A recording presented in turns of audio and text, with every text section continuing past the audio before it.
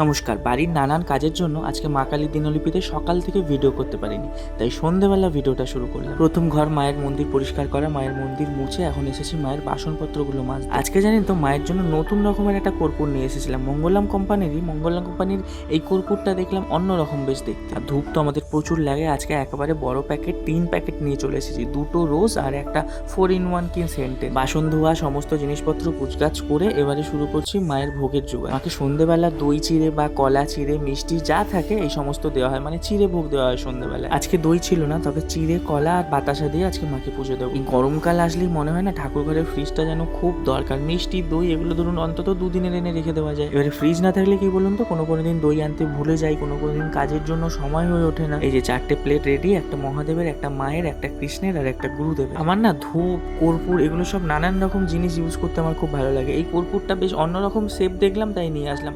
কর্পূর কিন্তু আমার ঘরে প্রচুর আছে, কিন্তু ওই জন্য নতুনত্ব দেখলাম। তবে আপনারা যদি ভিডিওটা দেখে থাকেন, এই কর্পূরটা প্লিজ একবার ইউজ করুন। এত সুন্দর গন্ধ, মানে কর্পূরটা যখন জ্বলছে না, গন্ধে মম করছে।